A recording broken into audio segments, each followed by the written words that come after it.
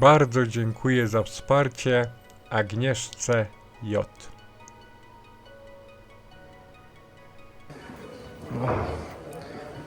Wyleczyłem się z sepsy. Pora na kolejną wizytę u lekarza. Trzeba uważać, świeżo pomyte, aż się błyszczy. Ciekawe, co mi lekarz dzisiaj powie.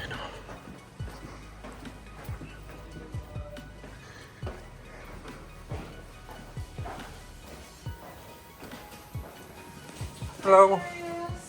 Hello. Ja znowu na krzesełku.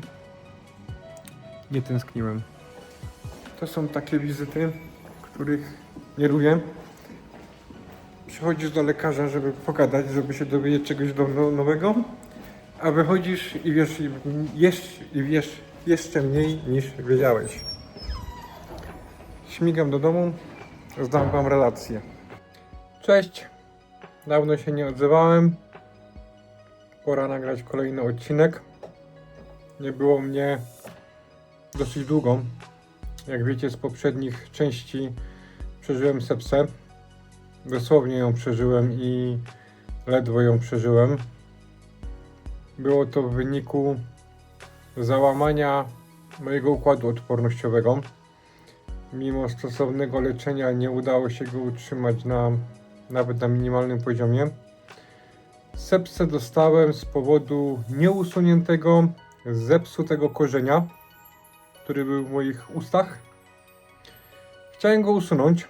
Takie rzeczy robię zawsze w Polsce, no bo jest tanio. W Polsce jestem ząb czy korzeń w stanie wyrwać nawet za 20 funtów. Tutaj to kosztuje 350, więc jest różnica. Nie zdążyłem tego zrobić, ponieważ zachorowałem na raka.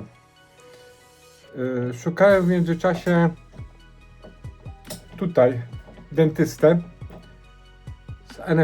z NHS-a, czyli tak zwanego brytyjskiego funduszu zdrowia, który byłby w stanie zrobić mi to nieodpłatnie, no bo nie miałem pieniędzy tak czy siak, żeby za coś takiego zapłacić.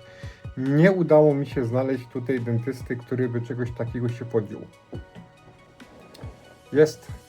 Z dentystą w Wielkiej Brytanii jest katastrofa. No ale ten korzeń nie bolał, gdzieś tam sobie siedział, więc nie kontynuowałem tematu i o mało nie zapłaciłem za to życiem.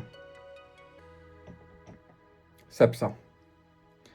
Wygrzebałem się z sepsy i skierowano mnie z automatu do dentysty tutaj, bezpłatnie. Pierwszy dentysta to obejrzał, powiedział, że za krótko jestem jeszcze po sepsie. Jeszcze wtedy brałem antybiotyk i jeszcze on tego robić nie będzie. Skierowano mnie do innego dentysty, do którego się udałem po 2 tygodniach i ten korzeń mi usunięto. Nie ma. Problem zniknął. Rwanie było dosyć ciężkie. Długo to trwało. Pani coś tam jeszcze wiertłem, dentystka musiała wiercić. No myślę, że z dobre 10 minut. Różnymi metodami się za to zapinała. I na samym końcu było szycie. Nigdy po rwaniu nie miałem szycia. Zawsze był wacik do buzi, taka gaza. Tym razem nie było nic. Pani doktor mi to zaszyła. Powiedziała mi, że nie muszę wracać tutaj na usunięcie szwów, ponieważ te szwy się samoczynnie same rozpuszczą. Taka była moja historia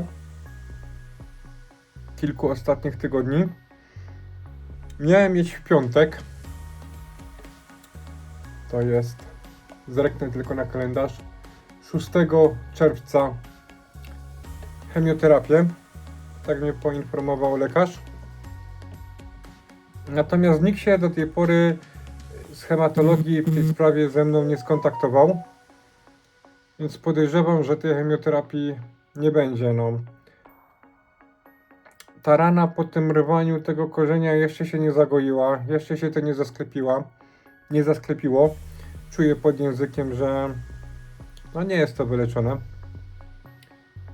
Podejrzewam, że lekarze też o tym wiedzą, dlatego mnie w tej chwili nie kierują na chemioterapię, tylko pewnie chcą poczekać jeszcze 1 tydzień. Aczkolwiek to są takie moje gdybania. Tak mi się wydaje, tak sądzę. Jak będzie faktycznie, zobaczymy. Miałem również wizytę z moim hematologiem w międzyczasie. Rozmawialiśmy o mojej aktualnej sytuacji. Zapytałem go, dlaczego do tej pory nie miałem robionego kontrolnego CT skanu i PET skanu.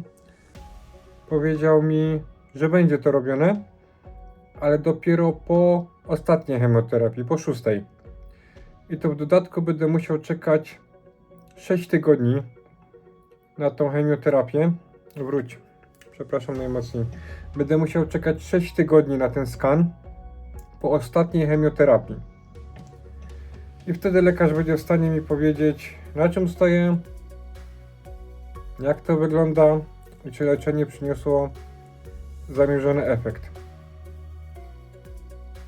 Jak wygląda aktualnie mój nowotwór? Jak to poetycko brzmi. Tego nie wie nikt. Dopiero po skanach będzie wiadomo coś więcej. Po raz kolejny nie wiemy, na czym stoimy. Zobaczymy. Mam przedłużone L4. Tutaj to się nazywa Sick Note. Aktualnie mam do 20 listopada, ponieważ teraz końcówka maja kończyło mi się moje chorobowe.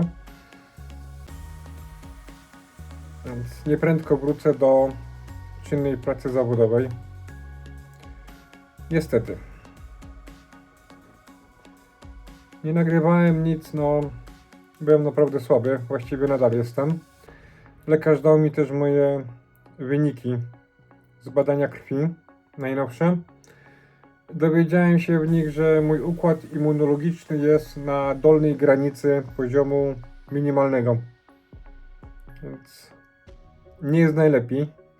Muszę na siebie uważać, dbać. Unikać zarazek, czyli standardowo.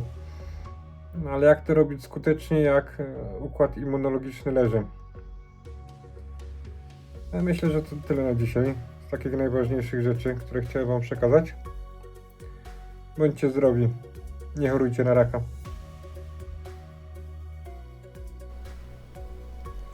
Dziękuję, że jesteście. Dziękuję za wsparcie. I dziękuję za oglądanie moich filmów.